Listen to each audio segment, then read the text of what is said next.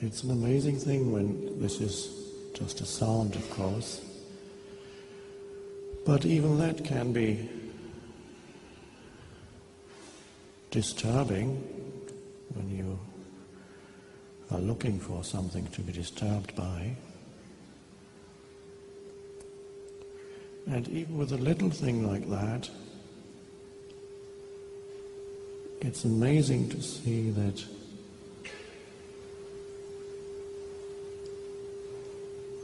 that which was disturbing, when it's no longer resisted,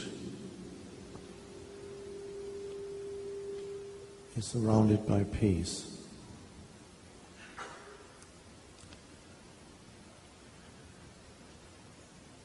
And that applies to small things, like that sound. It also applies to big things.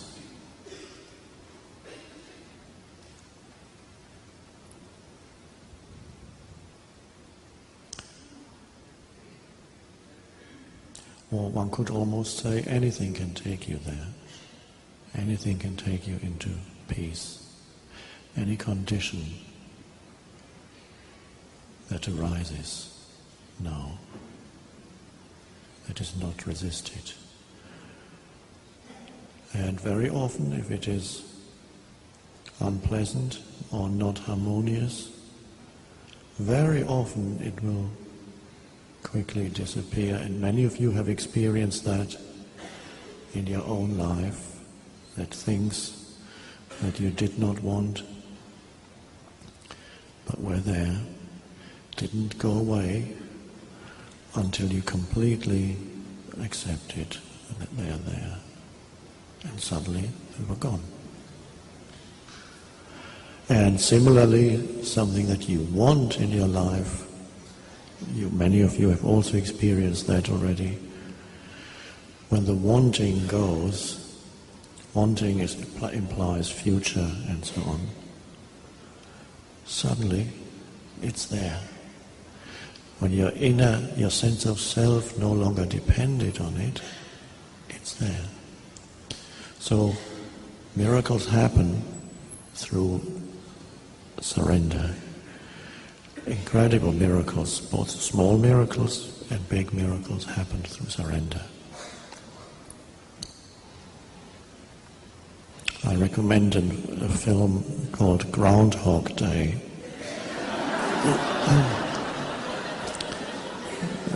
Again and again. And he hates it. And he can't get out of it. And he hates it even more. And he tries to commit suicide, and he kills himself many times, and every morning he wakes up again in the same day.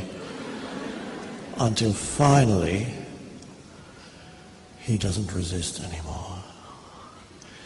Finally, he allows that to be, and that day, from being the most dreadful day, becomes transformed into a nice day.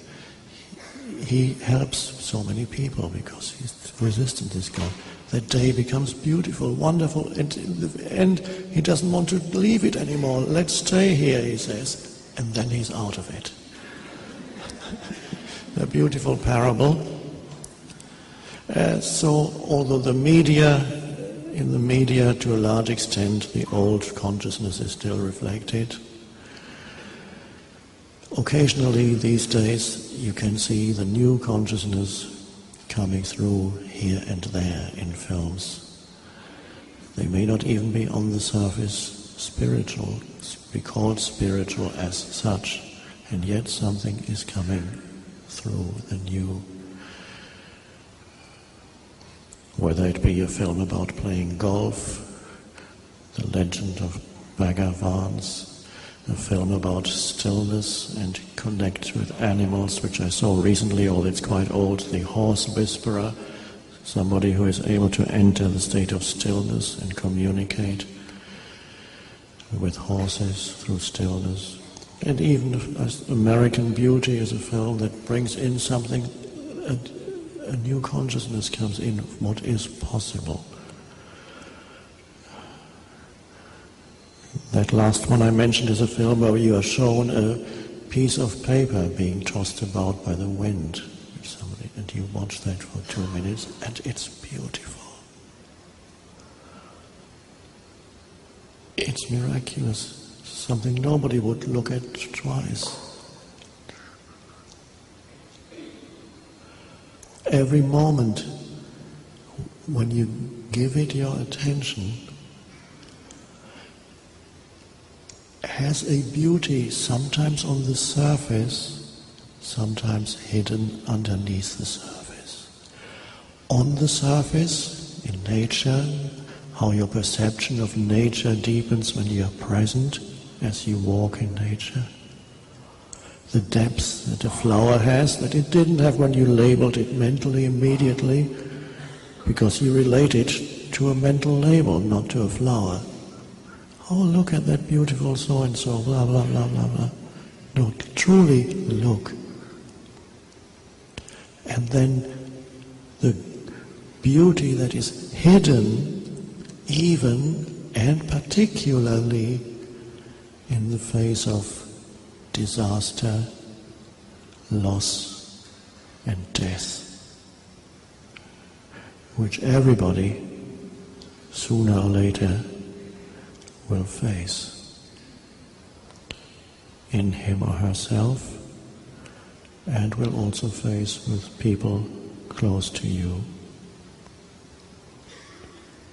And there the beauty is not apparent immediately on the surface of things, on the surface of that moment.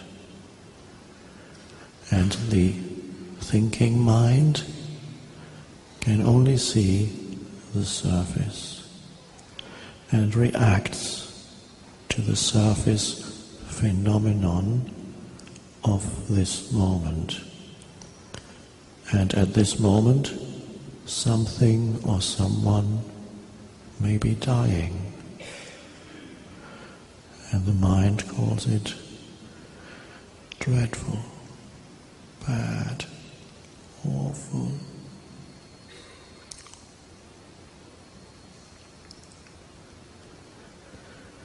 If death is dreadful, bad, awful, then all of life is dreadful, bad, awful. Every form is destined to die. Each one of us in this room could have a date of death imprinted on his or her hand, and you look, oh, what's my date? Well, it'll happen. When it happens, it won't be tomorrow, but now.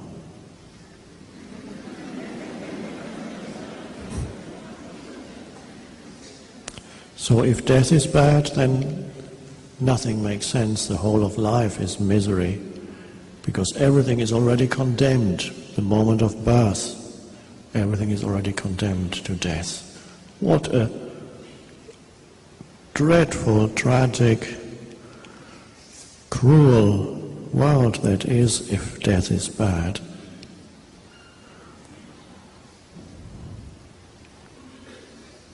But it's a fact, it is.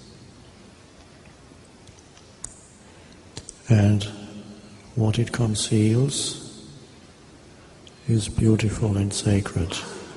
And I want to point to this without giving you any explanation, mental or conceptual thing that explains it somehow so that you can rearrange in your mind the way in which you judge death. Maybe it's not so bad after all. You'll have another incarnation. You can go on. You'll have another opportunity to be miserable.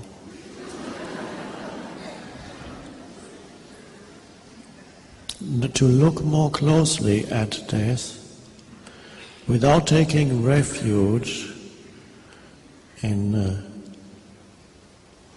concepts, beliefs. because you may believe or not believe that there's another incarnation coming. I'm not saying there is or isn't, because we are not dealing here with belief. If I say, yes, you will reincarnate, some of you will say, great, I knew that already. And some others will say, oh, I don't think that's true.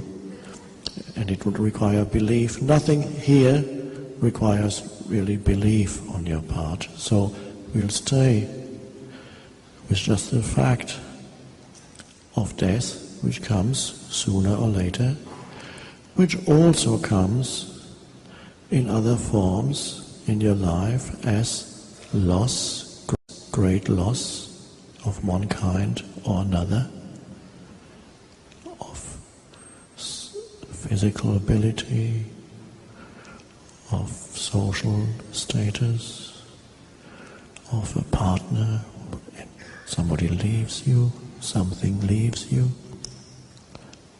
and of course the actual death of a human being, or the sense of your own approaching death. And usually this is regarded as so dreadful that you can't even talk about it. In hospitals, even now, they don't mention it ever. Oh no, you're not going to die. No, nobody dies here.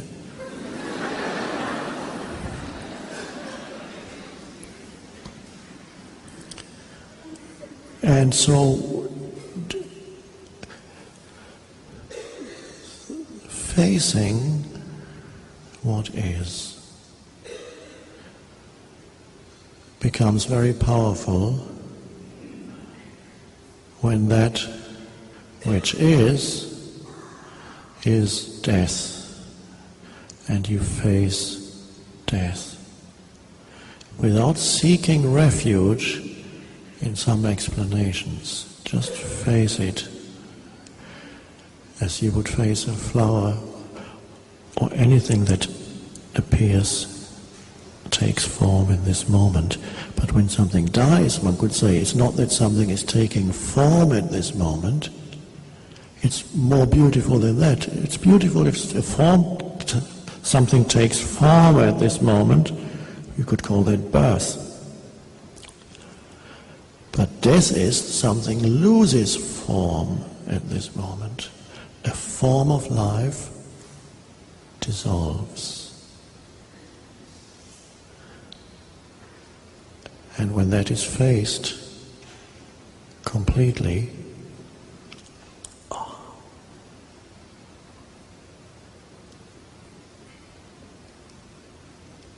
that which is beyond form shines through the dissolving form. And that is why, although the present moment is always sacred, and you know that when you move your attention into it, you could be anywhere. And I don't need to define further what that means. Only the mind would ask, please define sacred. I don't understand. You know what it means directly at this moment when you hear that this moment is always sacred, but you don't know this unless your attention moves and you become aligned with it. It's always sacred, but it is more deeply sacred at the moment of death, which could be your own death or death of somebody close to you. Even the death of some, not necessarily a human being, but the death of some form that contained your sense of self. It dissolves. And more people have realized the truth of who they are And the truth of life through death, through facing death, or some great loss, which is the equivalent of death, more people have realized it through that than through any spiritual teaching. Something that was defined in form loses its form. And if you've ever been with someone, I've spoken to many people who sat next to someone who died, and also to one or two people who actually died and came back. And whenever that fact of death was not resisted, it was realized as a moment of incredible depth and sacredness. A woman I met witnessed how her son, 30-year-old son, died in hospital. She was sitting next to him. And she said that was the most sacred moment of her life, and she was never the same after that. And that acceptance only in her case lasted for 2 minutes. After that, thought came in. And the emotions that come with those thoughts came in, and it was called dreadful. But for 2 minutes, she was in the state of acceptance, and that had an incredible depth and sacredness. And even if you have seen people that were approaching death, sometimes you can see already before actual physical death happens, the form is already becoming, one could say, transparent almost. And something shines through that can almost describe as light. And what that is the unconditioned, the essence, consciousness itself, shining through the dissolving form. So the most sacred thing in life is that which is most feared by the egoic entity, because the egoic entity is form, is identification with form as me, is identification with the physical form as me, and the psychological form, the story of me. And that goes.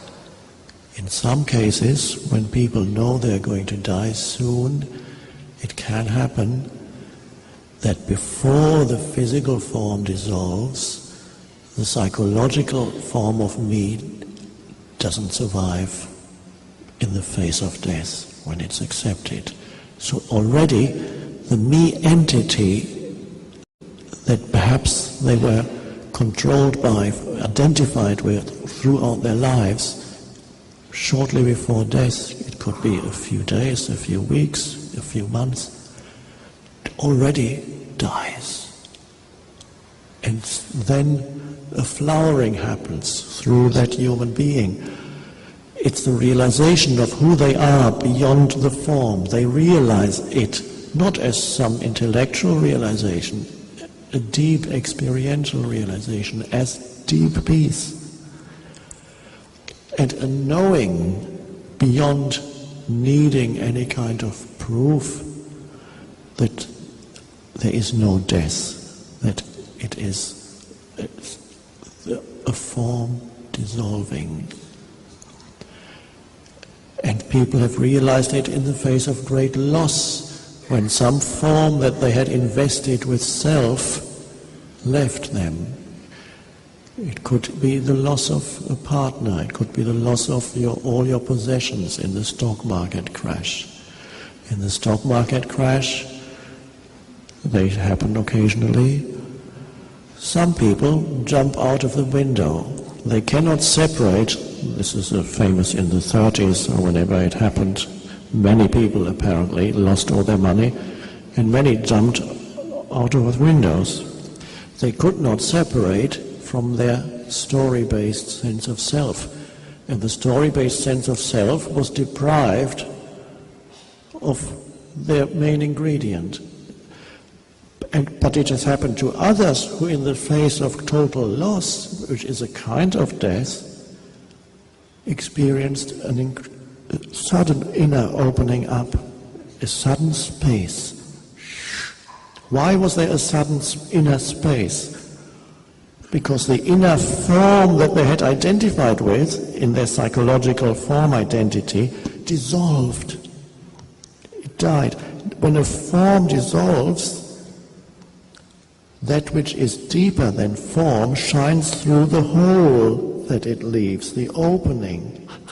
This is an amazing thing. And it applies to every kind of death. An opening appears, one could say, in the fabric of phenomenal existence. For a moment, that opening appears in what before was a dense fabric of phenomenal existence. And suddenly, within that density of the fabric of phenomenal existence, something, a little thing there dissolves. And for a moment, just light comes through. Whereas before it was filtered through many layers of texture. And so it's the deepest spiritual thing is death. And that is good to know, because each one of you will face it sooner or later. But the amazing thing is,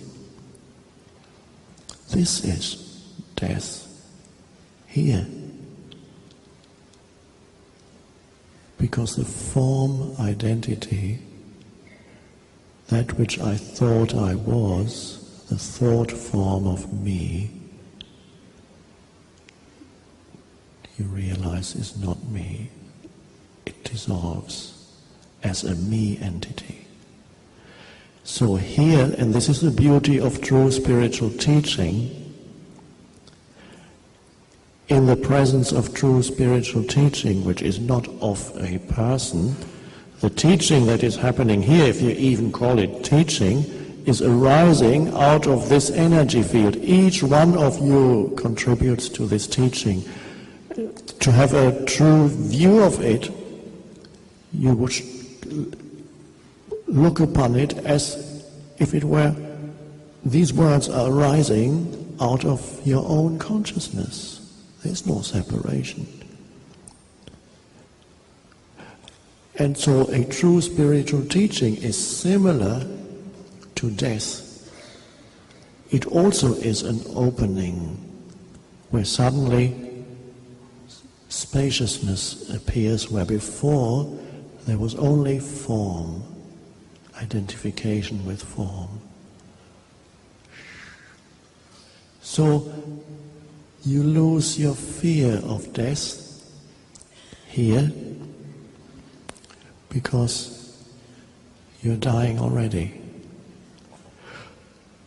It's voluntary death. And it's beautiful. And you realize, of course,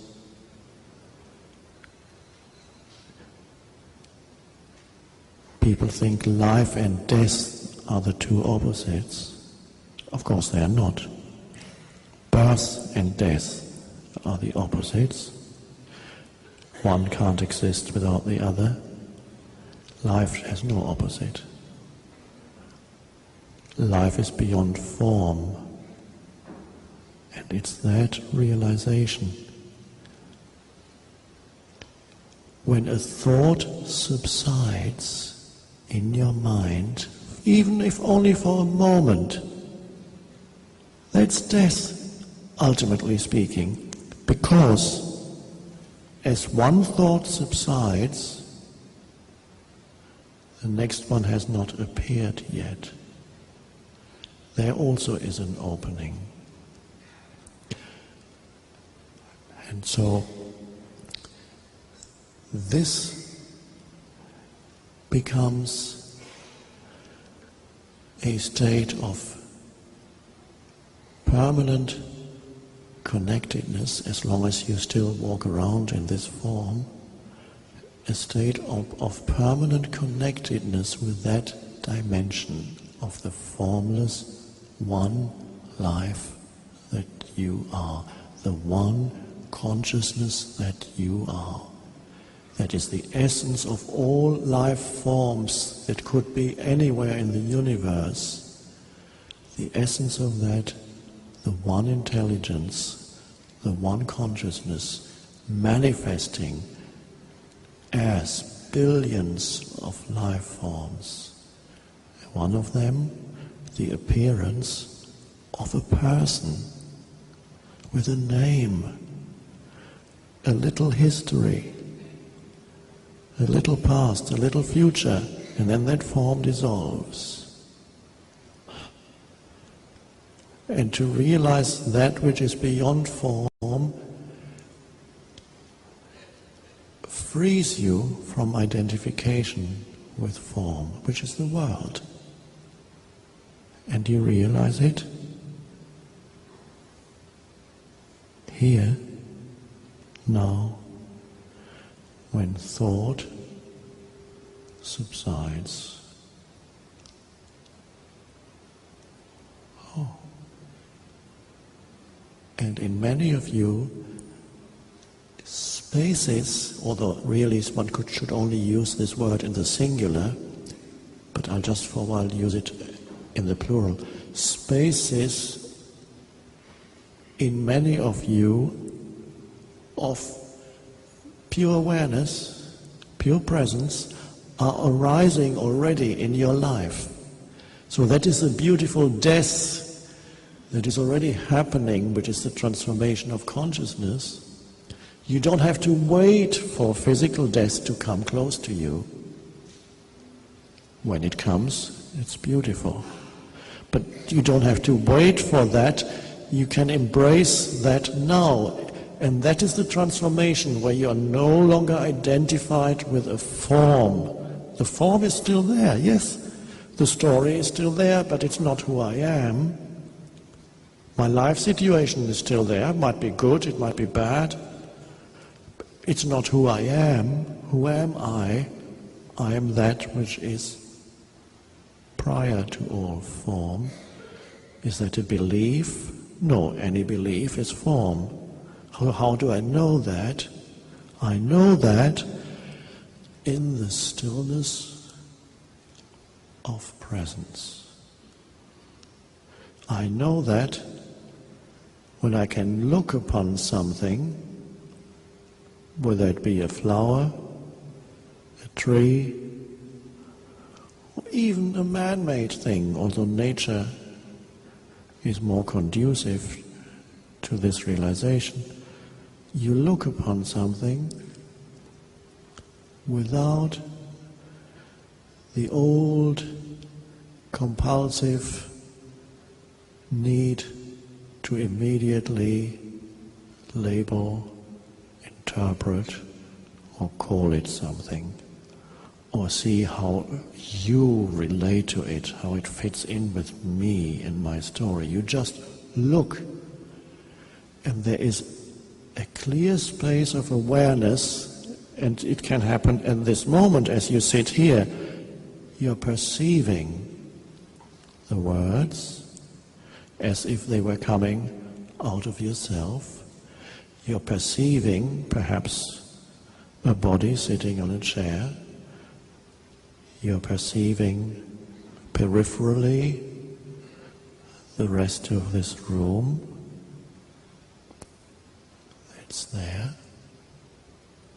And the amazing thing, that those perceptions are arising in awareness. They are not labeled, interpreted, judged.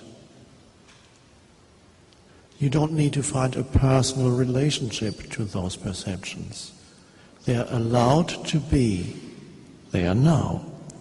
They are allowed to be. So what you have at any moment, the one moment, no matter what form it may take,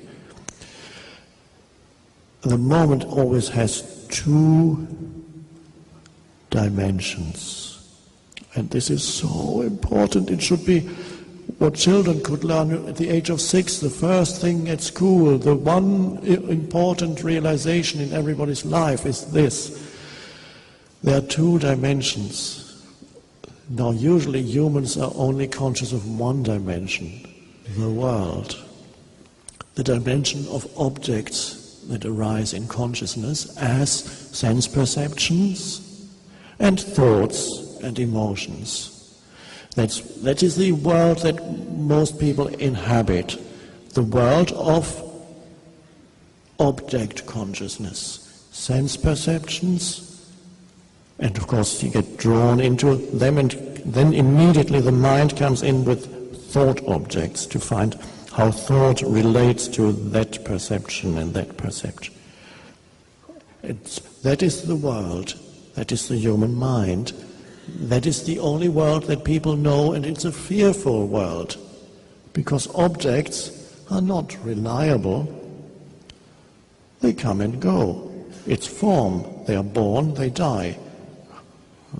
So you have to hang on. Something leaves you here, leaves there. You inhabit only object consciousness, and your whole sense of self is object consciousness. You have a self-image, you have a conceptualized sense of self, of me, and every concept is a thought. Every thought is an object in consciousness. That's the world people inhabit, and they're looking for something to free them from that dilemma which everybody perceives who is alive, that human existence is a dilemma, and everybody is looking somehow to get free, but they are looking for freedom from the dilemma of human existence and the pain of human existence. They are looking for freedom in the realm of object consciousness. Where can I find that thing that's going to free me finally? It could be a person, it could be some achievement, it could be some money, or it could be the idea that I have of spiritual enlightenment. I've just got to get there. And then spiritual enlightenment becomes an object in your mind, and you think, I need to have that. That'll free me. I tried the $2 million, didn't work, didn't free me. I've tried the relationships, I've tried knowledge, but now another object in consciousness. So that's the world. It's a world in which I'd like to quote, because that is the world, both the collective world and the personal world of each human being consists of that. Because what is in the individual manifests as the collective of human history, which, as I've quoted many times before, I love that quote, Churchill defined human history as one damn thing after another. And he's right. And for many people in their personal lives, they could say that too. How's your life? Or how has your life been? One damn thing after another. Just when I thought I made it, something else cropped up and didn't want that. Or then I lost it again. Or I thought it would make me happy, but it made me unhappy. As the old saying goes, there are two ways of being unhappy: getting what you want and not getting what you want. So looking,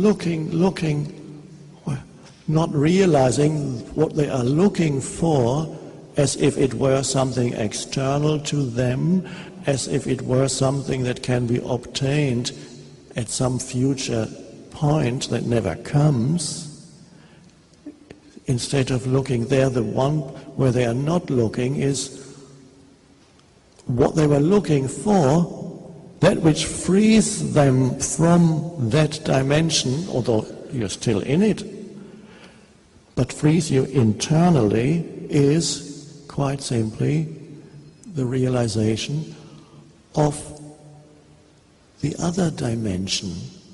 So what I called object consciousness is the dimension of the manifested world.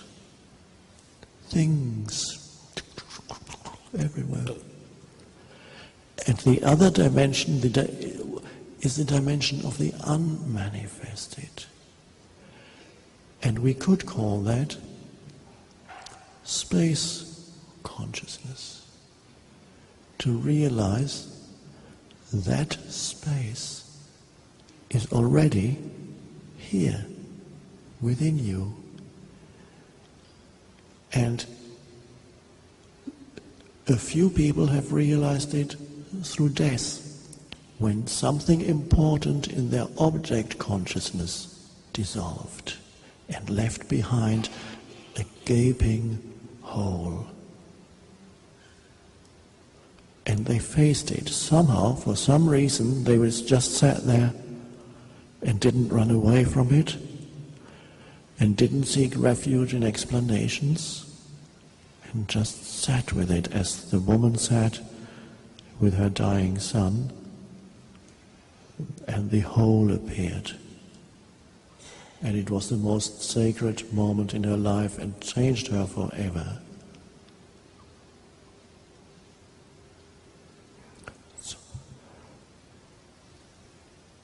And that is already here now, and it's here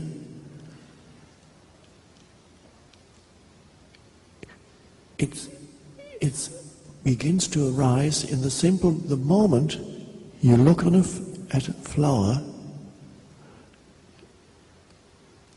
and perceive it clearly without any mental commentary.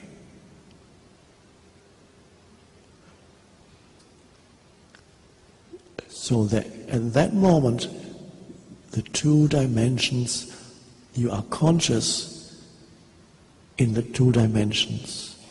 You are conscious of the manifested.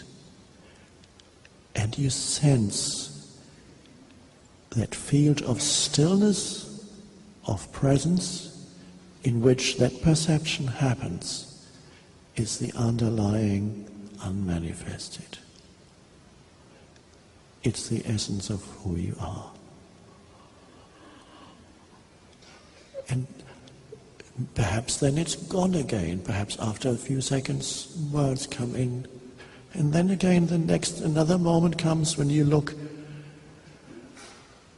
upon something else, a stone. And there's the sense perception and the old, deeply ingrained habit of automatic, compulsive labeling is relinquished. And in many of you, I know this is already happening spontaneously, and you may not even notice it, except as peace coming into your life occasionally.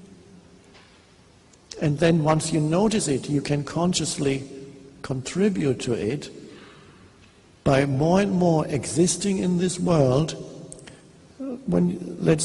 especially when no demands are being made, and there are often during the day, there are times when you can just be, you're waiting for something, standing somewhere, sitting somewhere, and simply perceiving, looking, hearing, what other perceptions there may be, and the perception arises in a field of simple presence or stillness.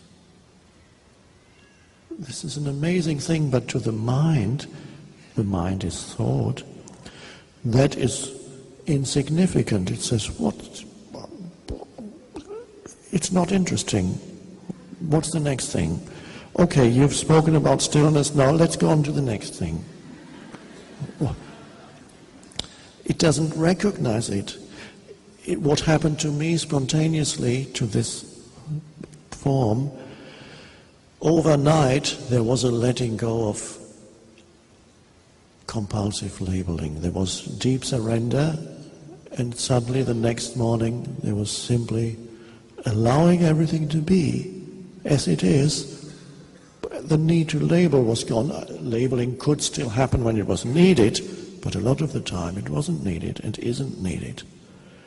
So I would walk around the city, especially the first few days or weeks, because it was totally new.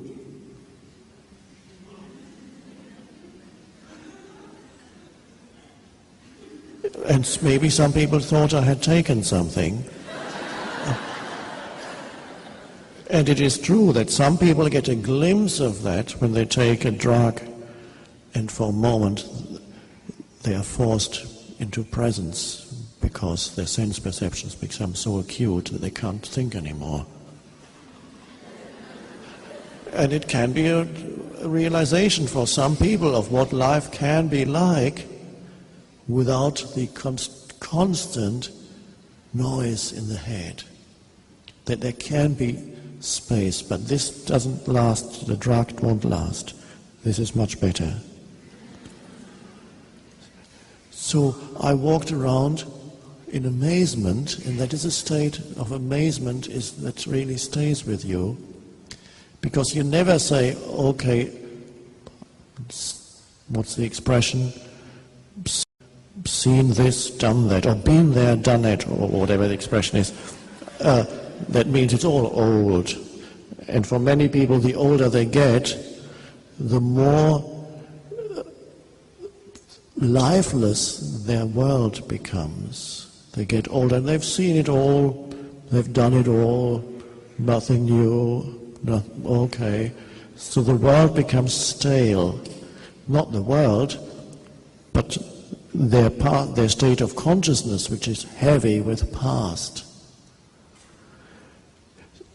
And so breaking through that happened to me spontaneously, and I walked around in that state of every sense perception happened within a field of peace. And that was just amazing. I was walking around Oxford Street in London, one of the least peaceful places, 1 million people walking along trying to do their shopping, buses and taxis in the middle with fumes, and I was walking around, it's peace. All the sense perceptions arising in a field of stillness. And I didn't realize until much later, when I talked to a Zen monk a year later, who said one sentence, he just said, Zen is to stop thinking. That's all. That's what it is. And then, that's what it is. I didn't know that I had stopped thinking.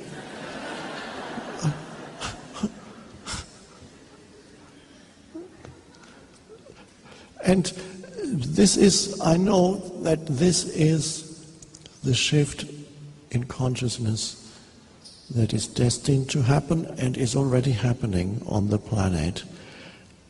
I know that many of you already spontaneously experience those kinds of perceptions when you can simply look, hear, just to mention the two main senses, and the perception arises in an alert spaciousness, peaceful stillness. So you are not perceiving as a person anymore, as a me with a history, and the person, of course, wants something from the object of perception. There's always some kind of relationship that the person is seeking to make with the object of perception. Either the person wants it, or the person fears it, or somehow trying to figure out how this object of perception fits into me. Is it important to me? How can am I going to be more of me when I add that to me? Yeah, okay, I want that, yeah. And then the flower that you were looking at, you pick it, because now you can take it home. It's mine. Just a small example, it happens on all levels. You meet another human being. Again, how can you be with that being and look at that human being, listen to that human being, allow this moment to be, this human being that appears here in front of you at this moment, and just listen, just look. Without the person, is it possible to do that? Yes, it's possible, because it's time for that. And people are telling me it's already happening in their life, and then it becomes obscured again, and then it comes again. But now that you can see it, you can contribute to it also by simply choosing presence and becoming aware of the underlying field, which is the deepest level of who you are, as the song that Kirtana sang at the beginning, the title of that was I Am. Not I am this or that, because that would mean identifying with an object in consciousness. But when the identification, what remains is consciousness, I am. The innermost sense of who you are that got mixed up with identification with objects in your consciousness, the innermost sense remains. That which you are really fearful, that which you have a feeling there's something of great value, something precious here, and I don't want to lose that. I don't want to die. But this precious sense of beingness, of aliveness, of presence, in the usual state gets entangled with objects in consciousness, identifications. And so you derive your identity from the story, the accumulated objects in your mind. But if you look to the essence of that sense of self, there is something real there, but it's not the story. At the core of it, there's something real, and that's consciousness. Even the greatest illusion, the greatest dream, hallucination, in every illusion or hallucination, there must be something real in it, or otherwise it would not be. If it is, it is a form that consciousness has taken, temporary form. A hallucination is a form that only you see and nobody else agrees with. The rest is this world. Everybody more or less agrees on what they see.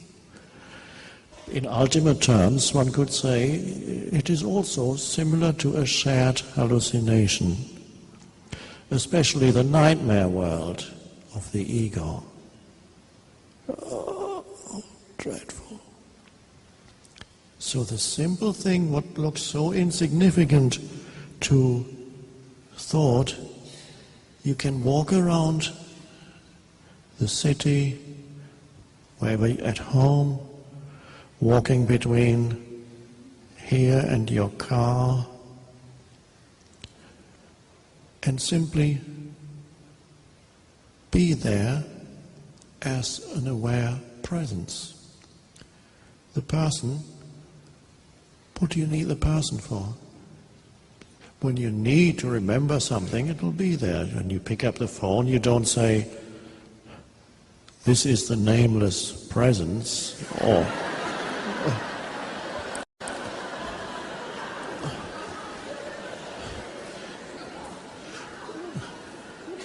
as one man said who wanted to teach me a lesson when I asked him, When were you born? He said, I was never born. Oh, sorry, I asked that question. He's right, of course, although the way he said it was wrong. It was an ego thing, but ultimately that statement is true. The essence is of who you are was never born. So the shift now is from being a heavy person. Every person is heavy. There are degrees of heaviness. I'm not talking about physical heaviness, psychological heaviness. There are degrees of heaviness. Some persons are heavier than others. Some are very heavy. Wherever they step, nothing grows.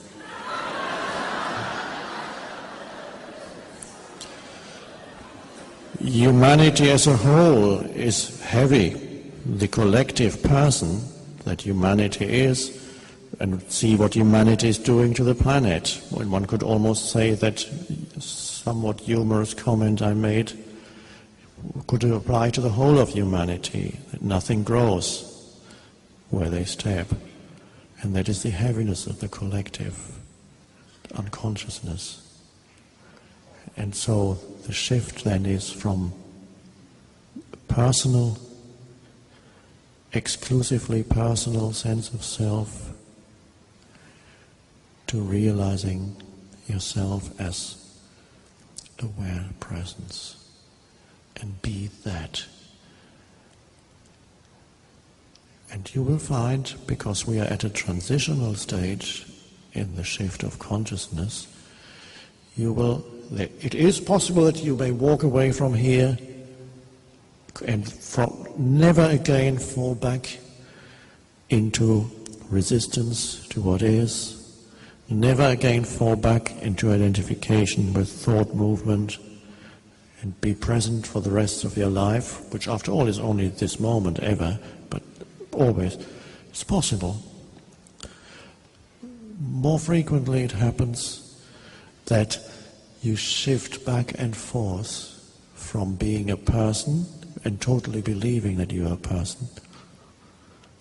That means drama starts. You become an active participant in the drama of your story. And then suffering comes. And then you remember, oh, I forgot the now. Any suffering that arises in your life, it must mean you lost the now somewhere. I lost the now. And then you go back into now and realize the space of now is okay. Whatever appears in the now, I can face that. It's not, the now is never that complicated. It comes, you face it, and action arises, or non-action arises if there's nothing you can do. That's always simple. Even if you think there's a choice in this moment, should I do this or this or this? When you let go of trying to figure out through thought, you just face the situation. Should I jump this way off, or should I jump that way? You just face it, and then you find yourself moving this way or that way. And that comes out of presence. And so you face this moment, and your life becomes non-complex.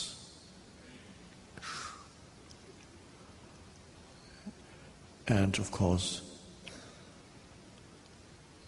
the power is always there, that arises out of consciousness or presence.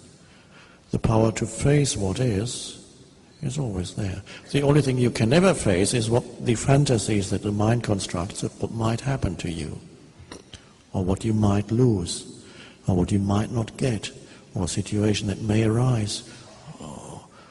What am I going to? What's going to happen? What am I going to say? What's going to happen to me? Me. Am I going to make it? Oh, and when? Am I going to make it before it's too late? Have I missed it already? Is my whole life wasted? I've probably missed the boat already. There's not much I can do now. So many mistakes I made. All I could have achieved this and that. Why didn't I? If only my parents had been different. Or many people have this story of their life has been a failure and wasted. Not silly story. Every story is unsatisfying. Even if it looks great for a moment, you get miserable again. It's built into every story. Step out of it. Where just presence. And then the life is miraculous. Even the city. Things, the dance of life forms. Birds fly. You just look. And it's gone. Clouds. Nature has depths to it because you don't go through it with a screen of mind. It's just there. Oh. Human beings, and this is so important, when that dimension of what I call space consciousness is present in your interactions with other human beings. That's what really everybody is waiting for, is for that dimension to arise. They're waiting for you, one could almost say, every interaction. You can bring that. Who are you? On the surface, you're a person. In your depths, you are consciousness. So you interact with humans in the same way that you look at a flower, allowing them to be. They are what is at this moment, and you look. Perhaps you sense the inner body so that you don't get drawn into mental stuff about them, and you listen to them. And you listen without preparing the next statement mentally, you just listen. You don't know. People used to come to me for counseling, or whatever they called it, spiritual counseling sessions. And in the past, many people came with problems, sometimes heavy problems. I didn't know the answer. I don't know the answer to these heavy problems. What do I know? So all I could do was sit there with them and listen, and becoming comfortable with not knowing, because that's part of it, and that's the little egoic entity doesn't like that. It says, I need to know what this is all about. I need to know what you are about. What are your motivations? What do you want from me? Whatever you can figure out about another person is their conditioning combined with your conditioning. And it's a shared hallucination. And then you can be with someone and they're telling you they're heavy problems. And you know that you don't know. And you are comfortable with not knowing and allowing that space of simple listening to be there. But it's alert. It's not a listening that goes to sleep. It's an alert listening, relaxed alert. So the words appear within that spaciousness that comes through this form. That is the dimension that most humans are not conscious of, the unmanifested space consciousness. And when that dimension is present in this dimension, they're not really separate because they're intertwined. So there is space consciousness even in, let's leave that aside.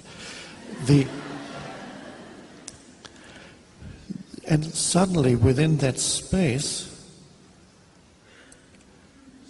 things happen, realizations happen.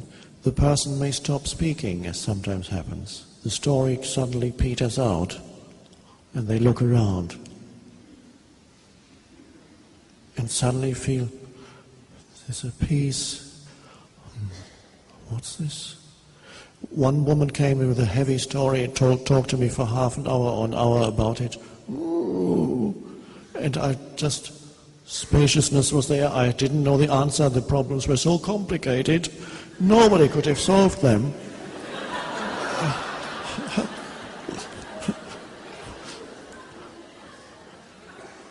And after 30 or 45 minutes of talking, she stopped. And it was like a waking up. She had all these notes that she needed to all their problems, and she put that in. And she looked at me, and her statement was a miracle. I couldn't believe it. She said, "There's only love, isn't there?" Yes.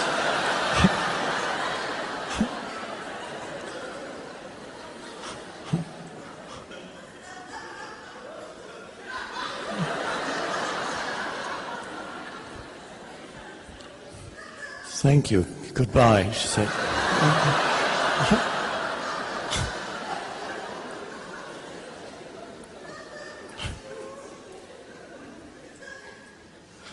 At other times it happened that some answer came through me, just suddenly said something. It just came out, just like this talk comes out.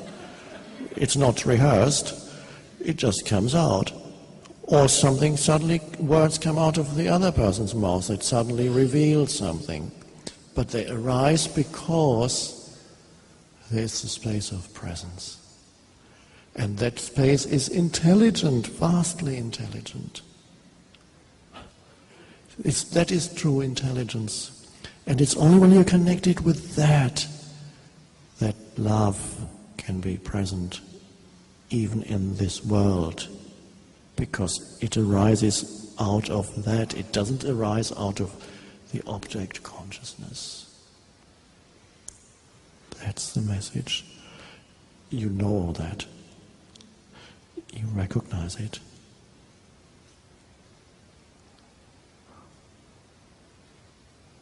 So your mission is clear. To know yourself as awareness, as presence. And to put up with the person, yes. Honor it also. It's the world of form. You honor the world of form. You don't say, "I want nothing to do with the world of form. All I want is God."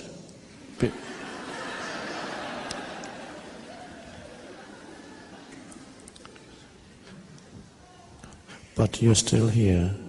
And the world of form will keep bothering you.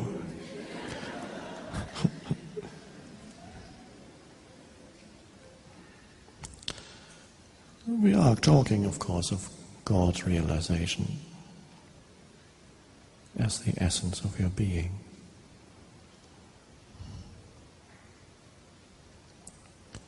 I would like Ketana to come and sing her last song, which is my favorite song.